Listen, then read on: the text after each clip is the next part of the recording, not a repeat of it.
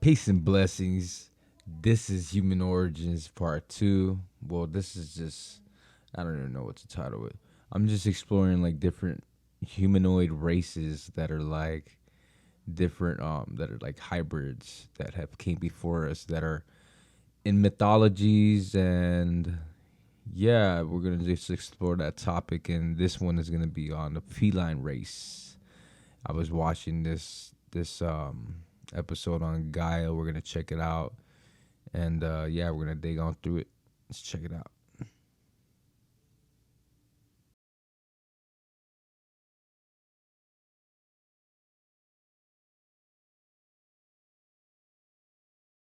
Have that divine right to rule, that divine right of power, because they saw at one point in time that prestige and that royalty conveyed by the Urma, and they are trying to emulate that throughout their own family line of royalty. So the lion could be a symbol of royalty because of the ancient influence of the Urma on Earth. People will look at images of serpent gods and say, oh, they're reptilian. Well, what about the same now when we come back to all these leonine images? Even in modern eras, that you have monarchies and royal people that use the lion as their icon or as their totem animal. Is it just because they're trying to connect themselves with the characteristics of the felines, or are they saying that they originated from that leonine race? When we look for the continuing evolution or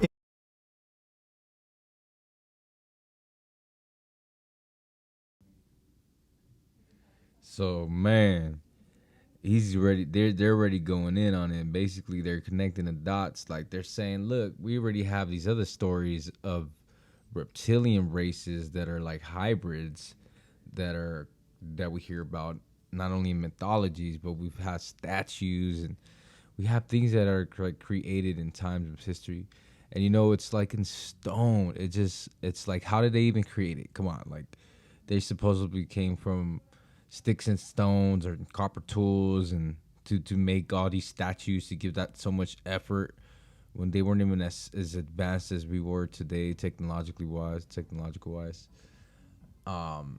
Yeah, so they're pointing out that yeah, there's a lot of statues and depictions of lions, and they're also mentioned in lines of royalty. And earlier in this episode, they were talking about William Henry says that the lion goddess Basset, the feline Egyptian goddess, she's the daughter of the creator god. So it gets deep, deep, deep, deep, deep. So let's keep exploring.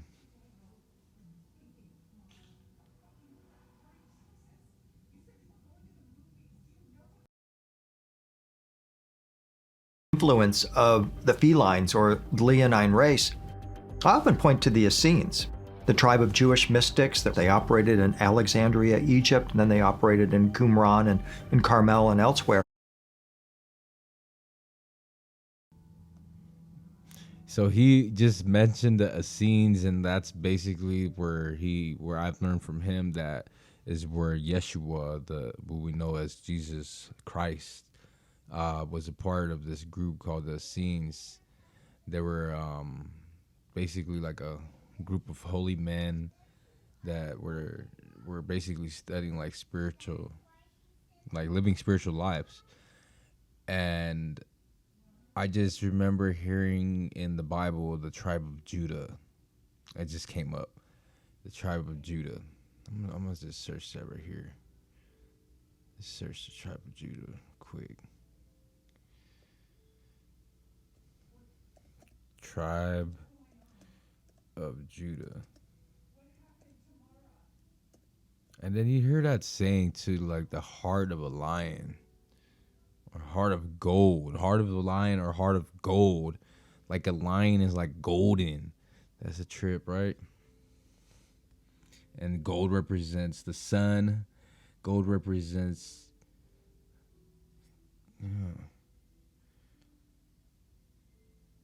yeah, yeah. So I had a thought right there.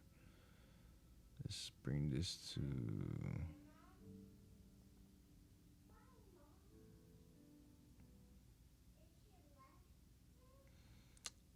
According to the Hebrew Bible, the tribe of Judah was one of the 12 tribes of Israel, named after Judah, the son of Jacob. Judah was the first tribe to take its place in the land of Israel, occupying the southern part of the territory. Jesse and his sons, including King David, belonged to this tribe. King David.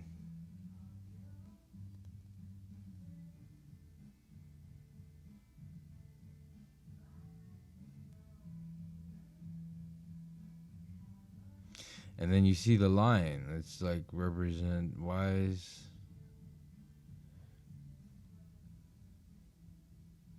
Oh, I have that from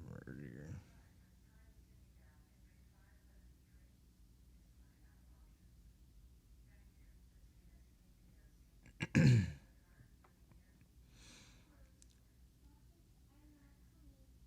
Why is it represented by the lion? It isn't. It's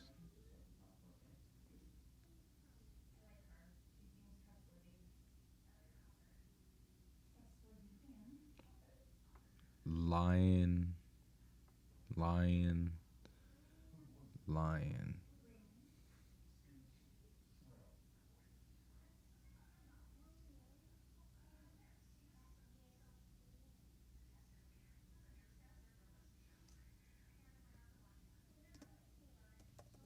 Lion.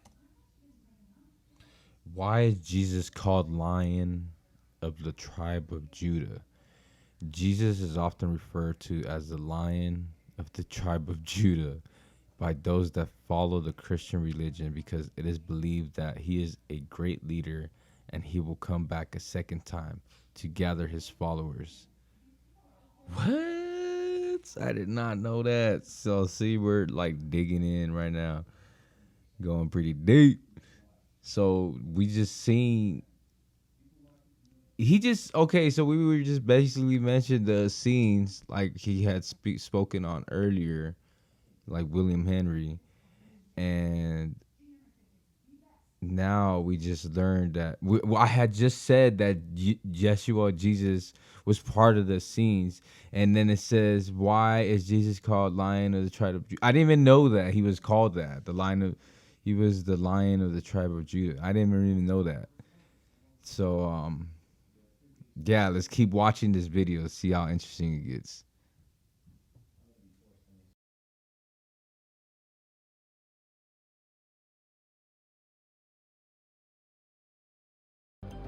And what most people don't know is that the Essenes built a duplicate of Solomon's temple in Egypt. They built it at a place called Leontopolis, the city of the lion. And they specifically went to the city of the lion to build this duplicate of Solomon's temple. And then they introduced the lion of the tribe of Judah. I find that really interesting. And once again, it's this tribe of Jewish mystics that are going back into ancient Egyptian lore and saying, it's got to be at Leontopolis, it's got to be the city of the lion, because the lion of the tribe of Judah is on his way. And you think, are they bringing in a being that has these qualities, or are they literally trying to influence human affairs to bring out a more leonine type of lineage? You find this in the story of King Solomon. King Solomon had a lion throne, and the lion symbolized majesty and royalty. But does it symbolize perhaps more than that? He's actually connecting himself with this leonine race. And then 900 years later, we have another family member from the tribe of Judah, Jesus, who's called the Lion of the tribe of Judah. And he has all of these leonine characteristics. He's powerful. You don't mess with him. He's a great healer and he has these advanced capabilities.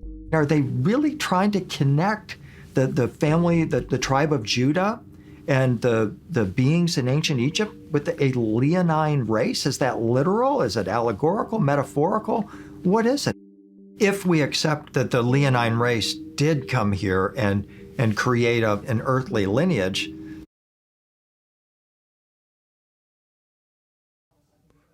Wow. Wow. So I'm already thinking like he just mentioned are there like different lines, like different beyond races, like beyond color? You did, like, were we different?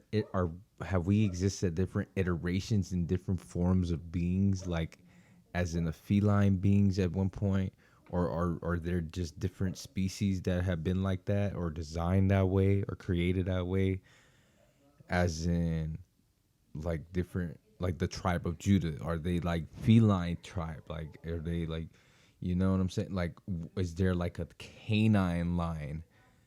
Right, right, like a dog. Oh my god, bro. So like literally, like we hear that, right? We hear werewolf stories, canine breeds, half breeds. Actually, the founders of Rome were actually founded, were breastfed by a wolf. Like there's a story I wanna make an entire video on that one too. Oh man, this is going deep. I'm so glad I'm getting into this. I hope somebody is learning, and if you are learning, then just drop some comments and subscribe. Let's keep going, man. Let's keep going.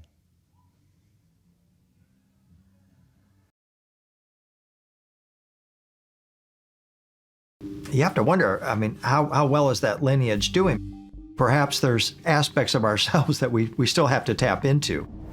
It seems like the felines kind of dropped out of favor with the advent of Christianity. I think for a while there in Earth's history, they were actually demonized, where felines were seen as witches' familiars, or they were seen as demonic beings that were bringing in demons. And they were kind of almost wiped out in Europe during the Middle Ages because of this superstition against felines, which was a direct opposition to the Egyptian times when feline beings were elevated. So the reason why there was such a hatred of feline beings was because they were always the natural enemies of the reptilian. These beings were in opposition to each other ever since the days of Lyra and Vega. In the constellation of Lyra, there is a star called Vega, around which orbits planets that researchers suggest the feline extraterrestrials came from. After a war with the reptilian race known as the Draco, that saw the destruction of their home planet, the feline race dispersed throughout the galaxy to become one of the most widespread and prolific species in the known star systems. Felines are a fascinating group of beings. The felines, my understanding from what I've seen in the Akashic records, is that they were a group of beings that actually originated from a different universe. So these were beings that helped the evolution of a multi-universe that was not our universe. Then when that experimentation of separation from reality, or separation into reality, ended, they came to help start the process in our universe. So they came in through a different portal to our galactic center in order to create physical versions of themselves in the Lyran system. According to our ET contactees, like Ashiana Dean in her Voyager series, these beings existed at much higher dimensional levels. When we look at them having something like 12 strands of DNA, it was said that they could come through certain portals and stargates around our planet. And when they did, they were able to interface with us and move through these places in ways that we don't have the capability.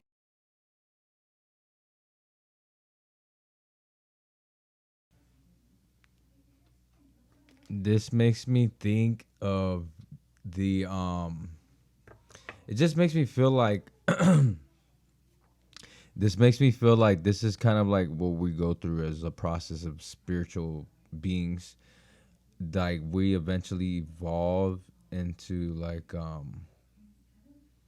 a certain type of spiritual evolved soul, and we take on a physical appearance, and then we probably pop up somewhere else to serve a purpose. That may be something that's a good theory. That sounds kind of somewhat like an evolution of what we are. So I want to know what everybody else thinks like about this. Like, do you think like there really are other beings that have been created out there or have existed?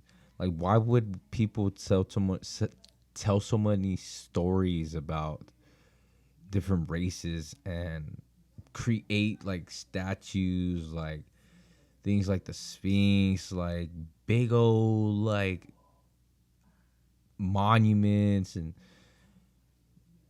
it just, for some reason they had to have a purpose. They had to have seen something, or like that. It takes a lot of effort to just create something, especially out of stone, and supposedly with the technology that they tell us that they had too. So yeah, let's keep going on, man. But yeah, I want to know if you guys think like, is that what would happen to us if we choose a spiritual path, an enlightening path? Would that happen? Do you think like? I think that'd be great if that's the case. You know, like, I mean, I really feel like when I look at people, I could see like different ET races in them, like in their appearance. Like even myself, I feel like I have, you know, certain appearances, and yeah, like I feel like that's how we are designed, like we by our higher dimensional creators, which are our higher selves, and different forms of densities and different, you know, levels, the dimensions. we're like all made up of different variations of variety of different species, I believe, you know. So let me know what you think.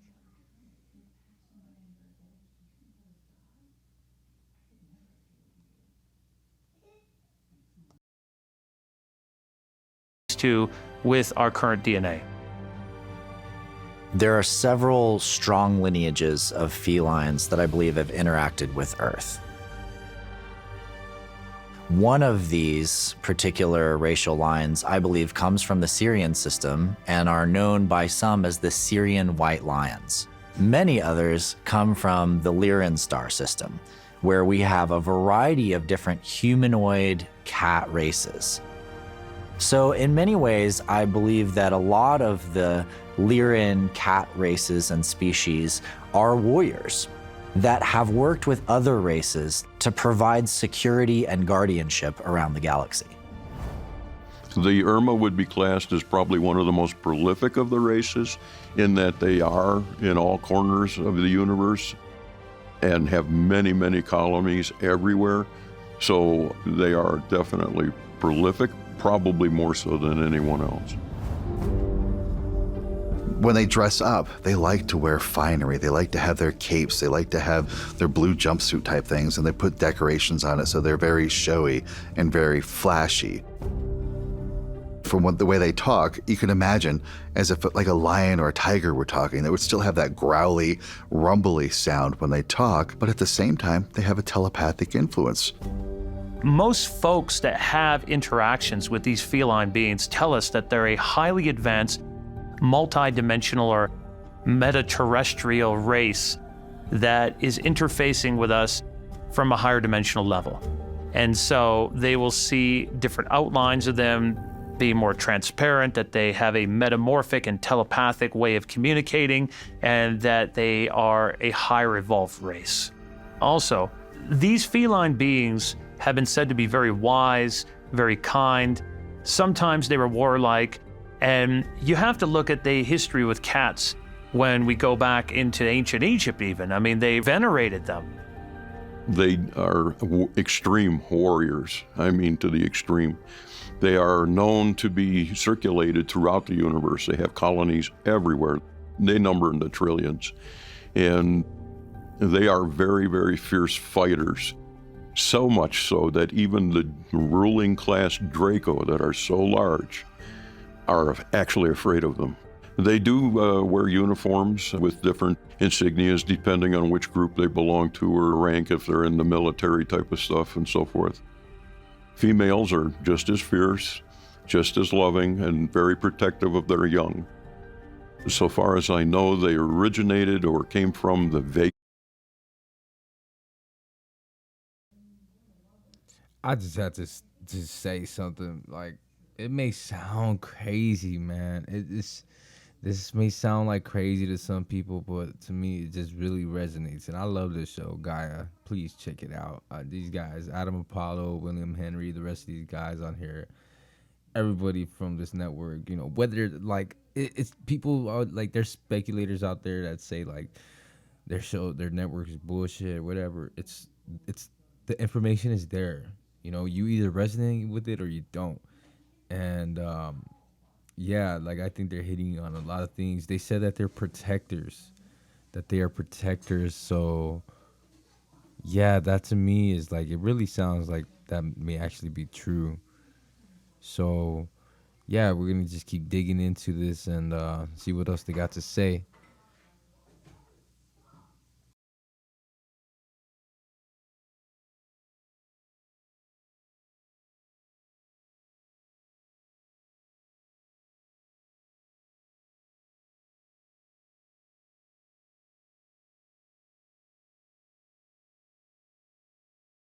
System. Their planets' names were Leor and Avalon. Their society is structured as ours, pretty much as a holistic society or a holographic society, if you will. A holistic is another term or word for what we used to call holographic societies. People got confused with that because they kept thinking it was a hologram. Well, it's not in that respect, but it is to some degree, because as you know, if you take a hologram, if you cut a little corner off of it, that little corner contains everything that the whole contained. So it's a similarity in the respect that every person is a reflection of the entire whole in a holographic society, and every piece exists for the purpose of every piece. My experiences with some of the Lyran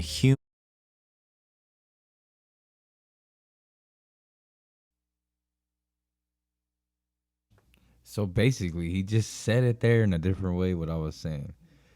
Basically, like, because of the holofractographic nature of our universe, you know, that's what we exist in.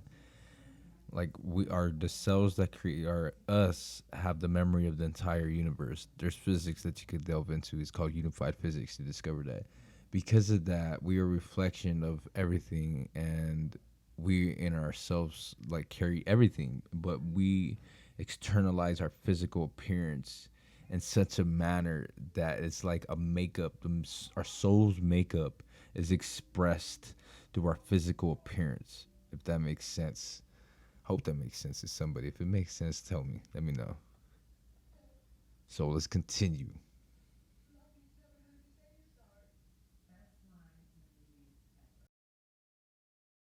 humanoid species of cat-like beings tend to show me that this species is very interested in sports, in movement, in dynamic art forms, in battles, but battles for growth and learning and show, but also have a level of peacefulness and reservedness where there's a contemplation about the understandings of the unfoldings of the archetypes in time, for example, and awareness that there is cultural narratives and cycles that repeat themselves over history.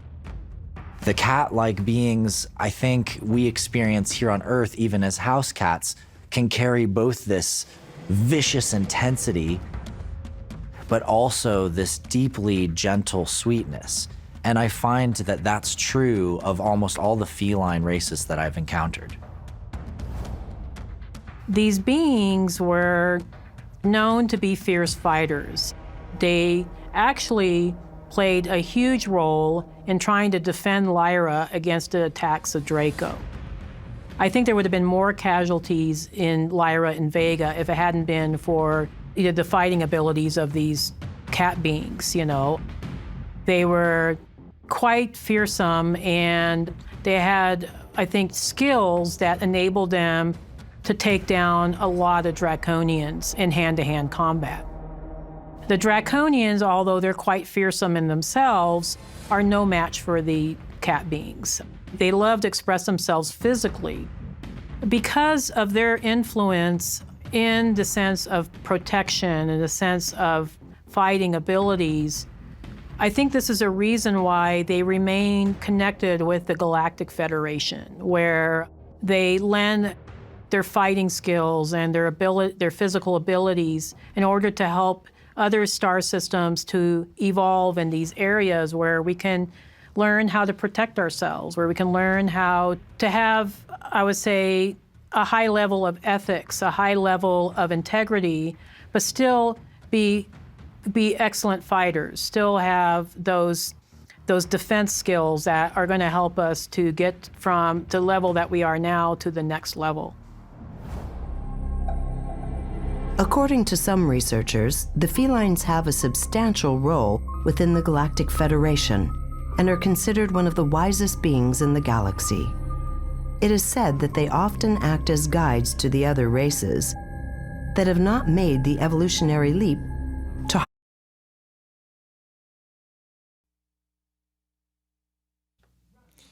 I can totally see lion races as being like the protector, military, top dog, strategic, spiritual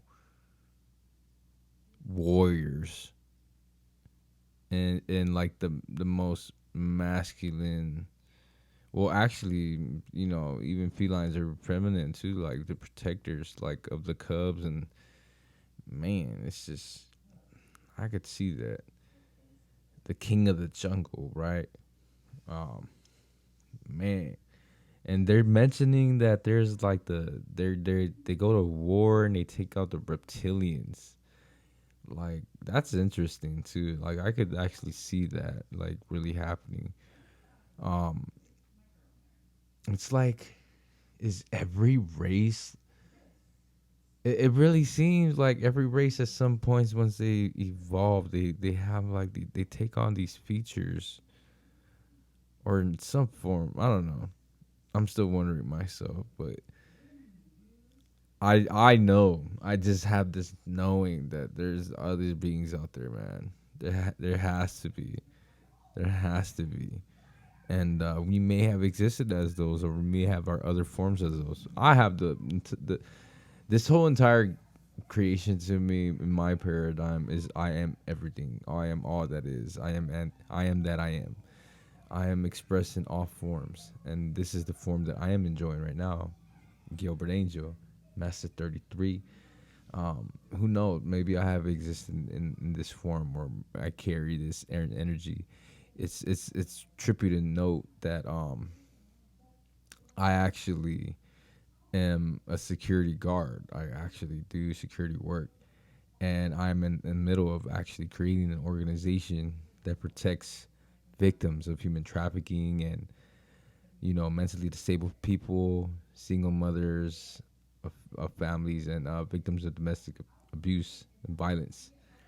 And so yeah, I really feel called to this because I come from a very rough early life, and even up to this day, it's like I'm still learning like to really use that energy I was born with and molded with all my life to use it for good and to use it to protect some people.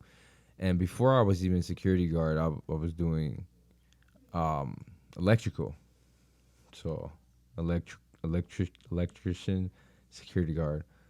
So that's my background as far as careers.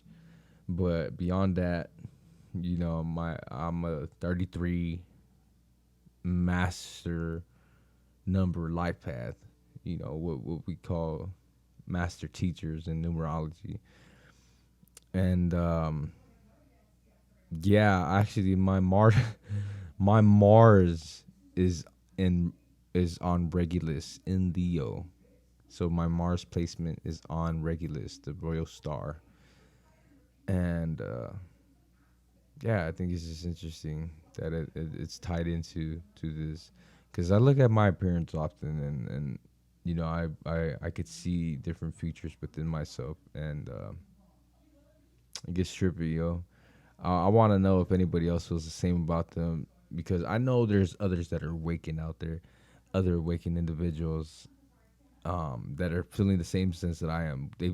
We call ourselves star seeds, right? Like, because we're starting to recognize that there is some makeup of us that is like celestial, like out extraterrestrial, interdimensional, multi-dimensional, whatever words you want to describe it. We're made up of so much